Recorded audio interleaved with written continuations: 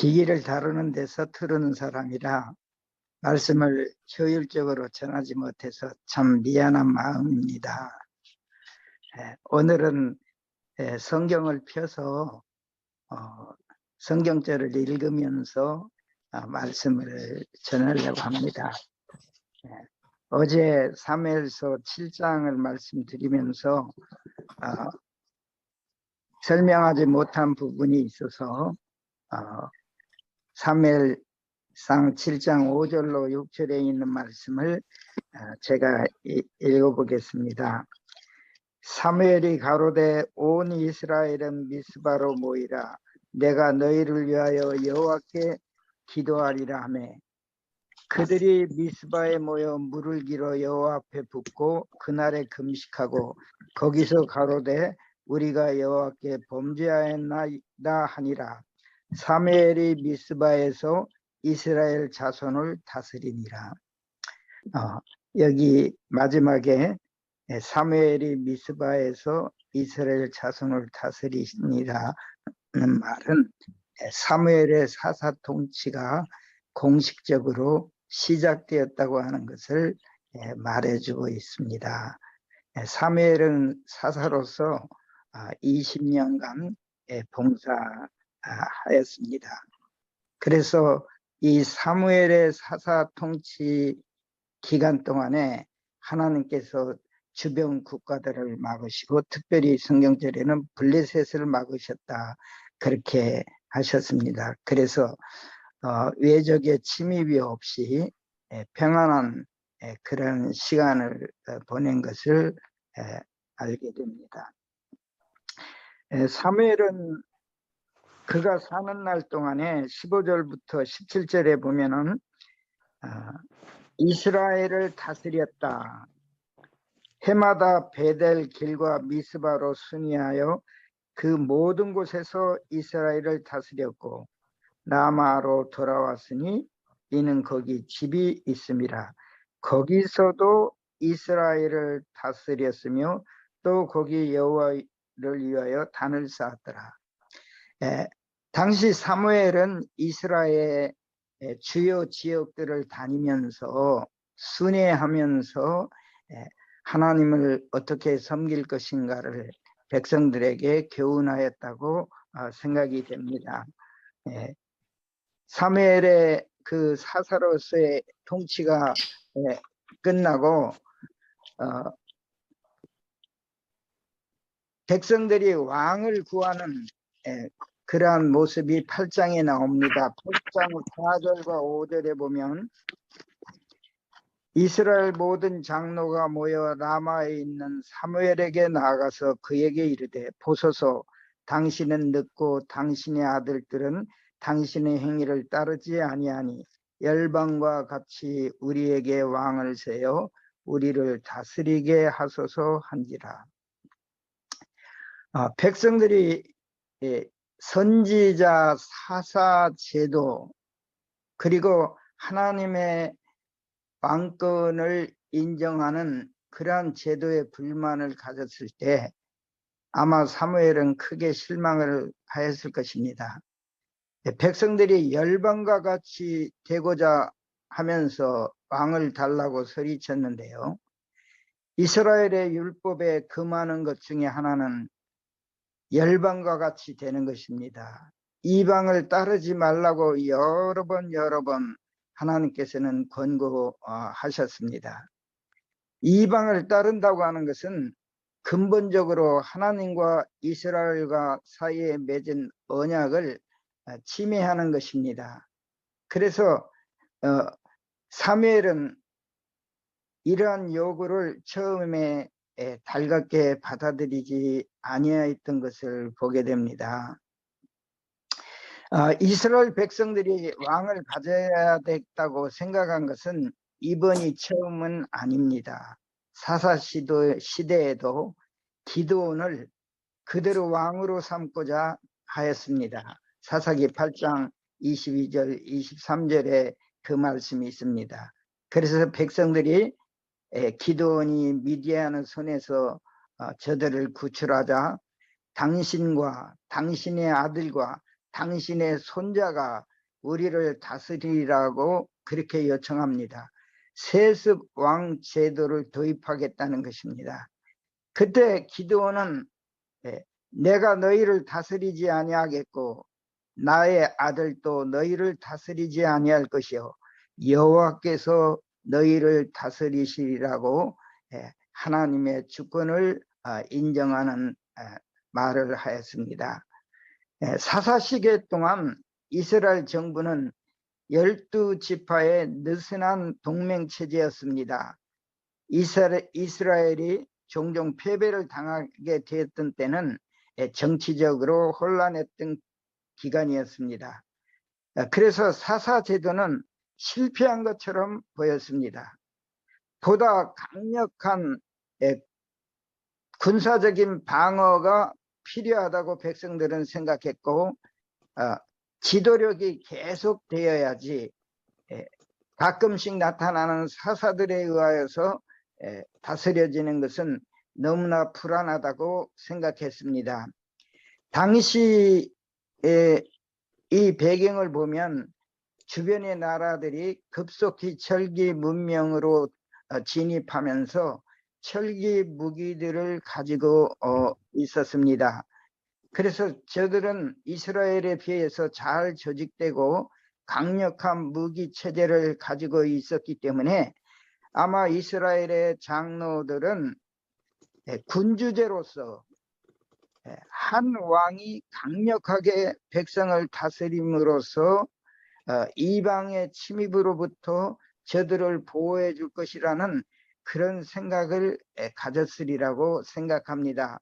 우리가 사무엘상 13장 22절에서도 블레셋과의 전투에 대한 기록에 보면은 백성들은 무기를 가지고 있지 아니하고 오직 사울과 요나단만이 가지고 있었다고 하는 말씀을 우리는 볼 수 있습니다. 그리고 백성들이 농기구들을 버리기 위해서는 블레셋 지방으로 가서 그 일을 할 수밖에 없었는데 왜냐하면 이스라엘에 철공이 없었기 때문이라는 말씀. 그리고 사사기 1장 19절에 이스라엘 백성들이 산지에 있는 그 본토인들을 몰아내었지만 골짜기에 있는 백성들은 몰아내지 못했는데 그 이유가 저들에게 철병거가 있었기 때문이라고 그렇게 말하고 있습니다. 그래서 아마도 이스라엘의 장로들이 왕정 제도를 요구한 것은 아마도 이런 배경에 근거한 것이라고 생각합니다. 그러나 진정한 문제는 이스라엘의 정부 조직이 있는 것이 아닙니다. 하나님과의 오랜 기간에 걸친 언약 관계에서 이탈하고 하나님의 율법에 순종하지 아니한 것이 저들의 국가 안위의 위험을 초래한 것이었습니다. 군주제는 왕을 세우는 것은 보좌에 앉는 왕의 영성과 정직성 그 이상의 효과를 낼 수 없는 것이 분명할 뿐더러 왕을 한번 세우면 그 왕이 아무리 악한 왕이라도 그 왕을 바꾸기가 쉽지 않은 것입니다. 이스라엘 백성이 왕을 달라고 한 그런 주장은 단순한 믿음으로 하나님을 신뢰하는 일에 있어서 저들이 실패해 가고 있었던 것을 드러내고 있습니다. 하나님께서는 원수들로부터 백성을 구원해 주시겠다고 하는 약속을 거듭거듭 하셨습니다. 그런데 이런 하나님의 약속을 왕을 달라는 요청을 통하여서 공공연히 거부하고 있는 모습을 보게 됩니다. 이스라엘 백성들은 저들의 삶과 역사에서 하나님의 개입을 차단하고 자신들의 전략과 능력에 의지하여 살겠다는 속마음을 드러내고 있는 것이었습니다. 하나님께서는 이스라엘 백성들이 왕을 구할 때가 미래에 있을 것을 아시고 비록 이스라엘이 열방과 같이 왕을 원했을지라도 하나님은 저들을 참된 왕으로서 이와 같은 왕정 제도가 수반하는 폭정, 그 다음에 백성들이 농노의 신분으로 떨어지는 일, 부패로부터 저들을 지켜주기를 원하셨습니다.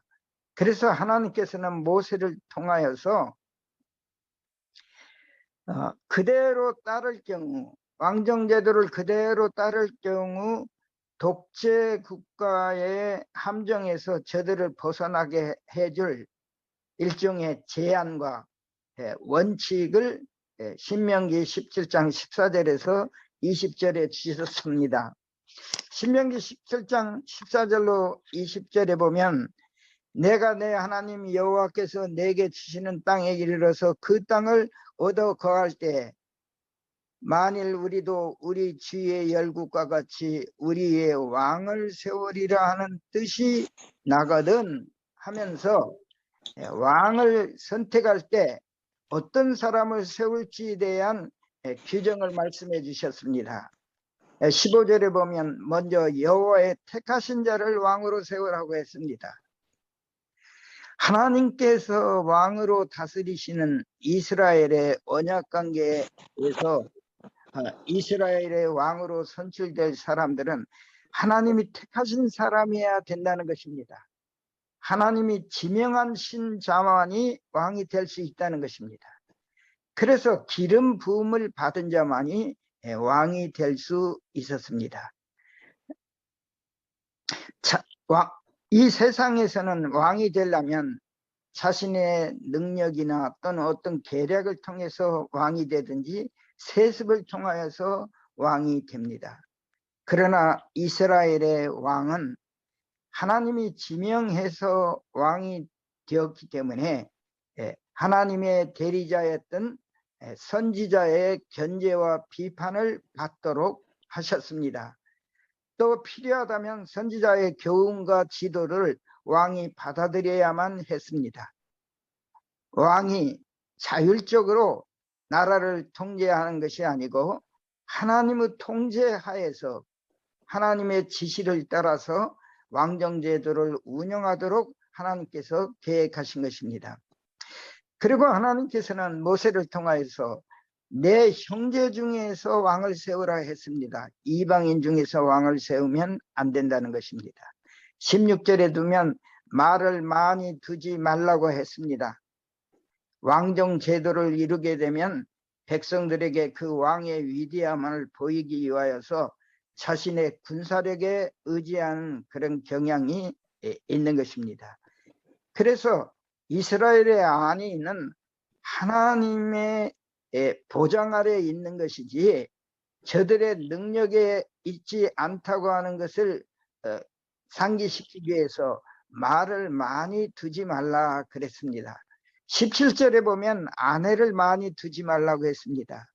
만일 왕의 가정에 아내가 많으면 분란이 있습니다. 그 다음에 솔로몬의 경우에서 보는 것처럼 이방 여인을 아내로 들였을 때는 우상 숭배의 유혹에 접어들 수 있었기 때문에 아내를 많이 두지 말라 그랬습니다. 또 은금을 자기를 위하여 많이 쌓지 말라고 했습니다. 백성들을 희생시켜서 자신을 부하게 하는 그런 식으로 나라를 치료해서는 안 된다는 교훈을 주신 것입니다.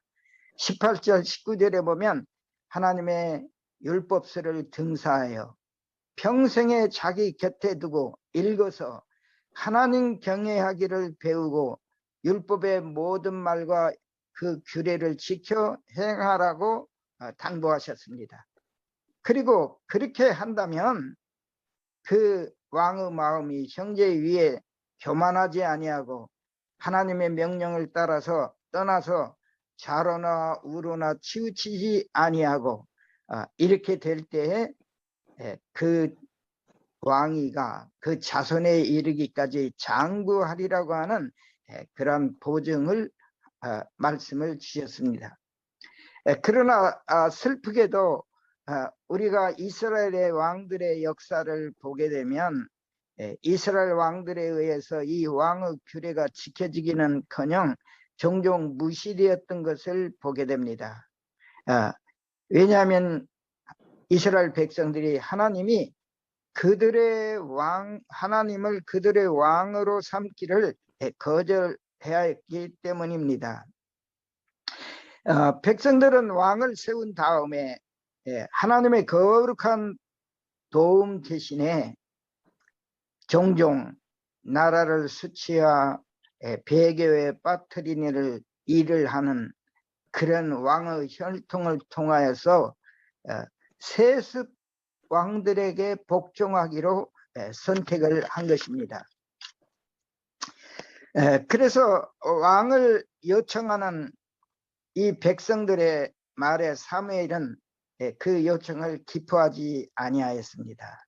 그래서 심히 고민하는 가운데 하나님께 기도를 하였을 때 8장 7절의 말씀에 보면 하나님께서 백성이 내게 한 말을 다 들으라. 그들이 너를 버림이 아니요 나를 버려 자기들이 왕이 되지 못하게 함이니라고 말했습니다. 이제까지는 하나님만이 이스라엘의 왕이었습니다. 하나님이 이스라엘을 가나안에 정착시켰을 때 하나님만이 왕이시고 하나님만이 삶과 예배의 중심이 되는 평등하고 정의로운 그런 공동체를 운영하기를 원하셨습니다. 그런데 하나님 대신에 인간 왕을 세우겠다는 것입니다. 그래서 하나님은 8장 9절에서 사무엘에게 이렇게 말씀하십니다. 그러므로 그들의 말을 듣되 너는 그들에게 엄히 경계하고 왕의 제도를 알게 하라. 그래서 사무엘이 너희를 다스리는 왕의 제도가 이러하니라 하면서 11절로부터 17절까지 왕이 무엇을 하는 사람인지, 왕을 세울 때 어떤 일이 일어나는지를 설명해 줍니다. 11절에 보면 왕은 그들의 아들들을 취하여 그 병과 말을 어겁게 한다고 했습니다. 군대에 징집한다는 것입니다. 13절에 보면 너희 딸을 취한다고 했습니다. 14절에 보면 너희 밭과 포도원과 감람원의 제일 좋은 것을 취한다는 것입니다. 세금을 걷어들인다는 것입니다. 15절에는 그가 또 곡식과 포도원의 소산과 11조를 취하여 자기 관리와 신하에게 줄 것이라고 그랬습니다. 왕을 세우게 하면 불갑을 왕을 보필해야 되는 관리 체제가 성립이 됩니다. 그러면 저들을 먹여 살려야 하는 돈이 필요한 것입니다. 그래서 백성들로부터 저들의 수입 중에 많은 부분을 왕이 가져가게 되는 것입니다. 16절에 보면 그가 또 너희 노비와 가장 아름다운 소년과 나귀들을 취하여 자기 일을 시킬 것이라고 했습니다. 국가의 공공봉사에 강제적으로 노역을 시켜서 백성들을 농노 상태로 빠뜨리게 할 수 있다는 것입니다. 17절에 보면 너희 양떼 10분의 1을 취하겠다고 그랬습니다. 여기에 보면 왕이 어떤 일을 하는 사람인가? 취하는 사람이라는 것입니다. 6번이나 그런 말씀을 하셨습니다. 왕은 빼앗는 사람이라는 것입니다. 그래서 18절에 그런 일이 일어났을 때 그날에 너희가 너희 택화낭을 인하여 부르짖되 그날에 여호와께서 너희에게 응답하지 아니하시리라고 하는 왕정제도를 수립할 때 일어나는 문제점과 그 왕정제도를 세우고자 하는 백성들을 향하여 경계의 말씀을 준 것입니다. 그런데 백성들이 19절에 보면 백성이 사무엘 말 듣기를 거절하여 가로되 아니로소이다. 우리도 우리 왕이 있어야 하리니 우리도 열방과 같이 우리 왕이 우리를 다스리며 우리 앞에 나아가서 우리 싸움을 싸워야 할 것입니다. 왕이 주변 나라들의 위협에서부터 저들을 효과적으로 그리고 계속적인 행정력으로 저들을 보호해 주기만 한다면 기꺼이 군대도 가고 기꺼이 봉사도 하고 기꺼이 세금도 내겠다는 것입니다. 그동안 하나님께서 이스라엘을 위험에 빠졌을 때, 적들의 위협에 직면했을 때 언제든지 하나님께서 저들을 위하여서 싸우셨음을 저들은 기억하지 못한 것입니다.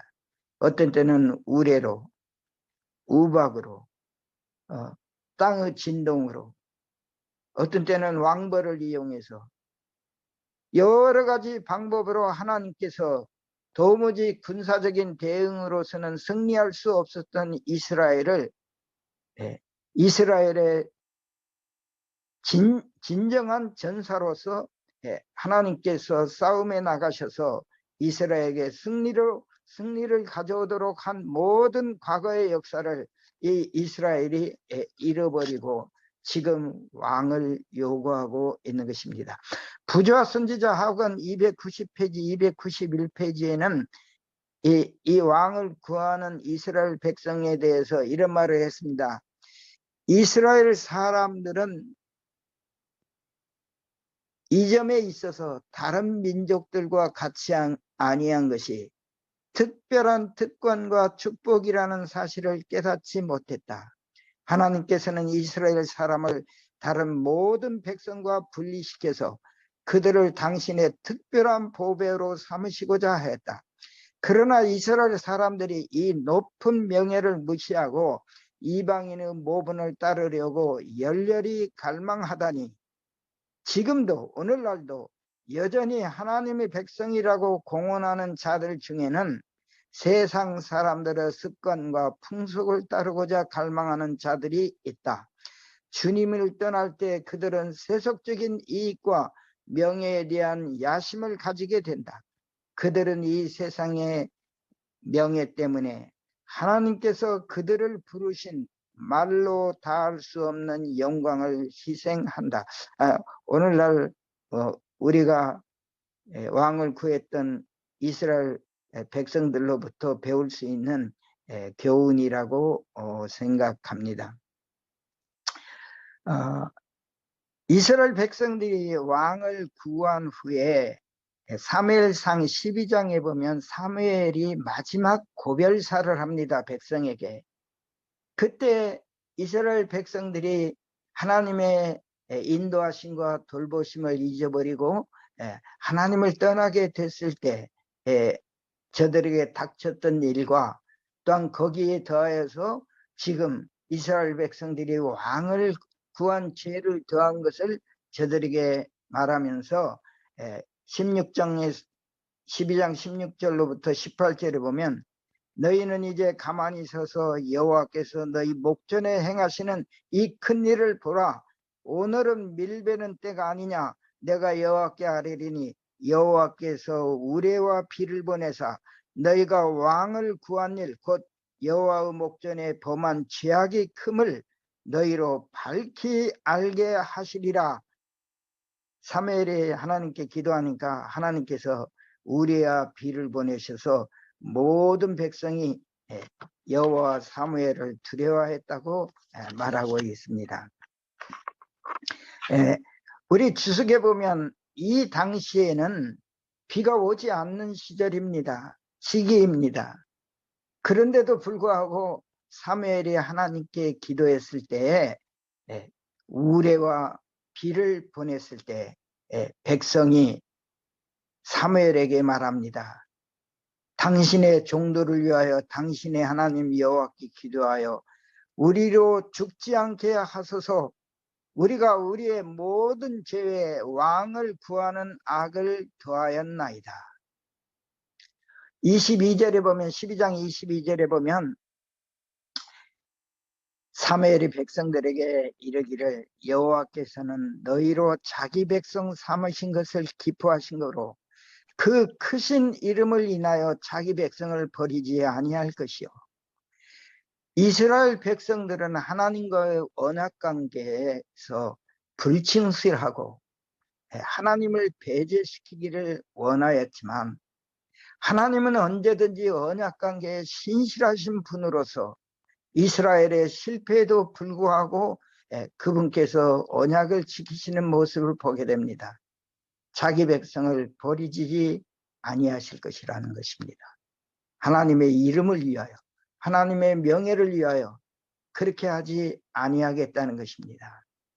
그리고 사무엘은 23절에 나는 너희를 위하여 기도하기를 쉬는 죄를 여호와 앞에 결단코 범치 아니하고 선하고 의로운 도로 너희를 가르칠 것이니라. 사무엘의 삶 중에 가장 뛰어난 일은 백성들을 위하여서 항상 중보의 기도를 드리는 사사였습니다. 백성의 필요를 바라보고 또 저들의 부족함, 하나님께 가까이 나가지 못하는 저들의 모습, 이런 모든 것들을 위하여서 사무엘이 기도를 드린 것입니다. 참 오늘날 우리에게 이런 사무엘과 같은 중보자가 있다면 우리는 얼마나 하나님께서 우리와 가까이 계신 것을 우리 삶을 통하여 경험할 수 있을까요? 고린도전서 10장 11절에는 저희에게 당한 이런 일이 거울이 되고 또한 말세를 만난 우리의 경계로 기록하였느니라고 바울이 말했습니다. 우리들이 정말 이런 일을 읽을 때마다, 이런 성경 기사를 읽을 때마다 우리의 삶이 어떤가를 늘 되돌아보면서 오늘 나의 왕은 하나님이신가를 되돌아볼 필요가 있다고 생각됩니다.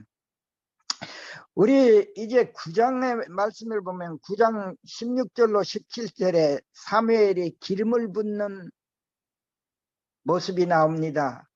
왕으로 지명되고 선택됐다는 것을 성경이 알려주고 있습니다. 그래서 사무엘은 10장 25절에 왕을 세웠기 때문에, 왕에게 기름을 부었기 때문에 왕의 제도를 백성이 알게 하고 나라의 제도를 세워서 그것을 하나님 곁에 두도록 했던 것을 보게 됩니다. 그 다음에 11장에 보면은 암몬 직속의 그 침입에 사울이 효율적으로 그 전쟁에서 승리하고 야베스 사람을 구원했던 이야기가 나오고 11장 45절에 보면 사무엘이 드디어 길갈에서 왕으로 즉위하는 그러한 이야기가 나옵니다. 왕정 제도를 통하여서 처음으로 세움을 입은 사울이 왜 실패하였을까요? 사무엘서 13장 8절로 12절에 보면 사무엘이 블레셋과의 전투에서 사무엘이 약속된 시간 내에 도착하지 못하자 번제와 화목제물을 자신이 드렸다고 그렇게 말하고 있습니다. 사무엘이 그 도착했을 때 왕이 한 일이 무엇입니까? 물어봤을 때 내가 여호와께 은혜를 간구치 못하였다고 하고 부득이 번제를 드렸나이다라고 말했습니다. 이때 사무엘이 왕이 망령되이 행하였도다라고 말했습니다. 선지자와 제사장의 일을 임의로 가로채고 무시했기 때문입니다. 하나님의 통제 아래에 있는 왕의 직무를 넘어서는 일을 한 것입니다. 하나님을 우주의 왕으로, 이스라엘의 왕으로 인정하지 않는 죄를 범했다는 것입니다. 그래서 사무엘은 왕이 왕의 하나님 여호와께서 왕에게 명하신 명령을 지키지 아니하도다. 왕의 나라가 길지 못할 것이다. 여호와께서 그의 마음에 맞는 사람을 그 백성의 지도자로 삼으셨다고 말하므로 다윗이 등장하는 길을 열어놓는 것을 보게 됩니다. 특별히 여기 하나님이 후회하셨는데 사울을 세운 것을 그 하나님이 후회하시면 상태와 환경의 변화를 의미한다고 화이트부인은 말씀했습니다. 모든 죄 가운데 가장 심각한 죄는 경건을 가장하는 불순종입니다.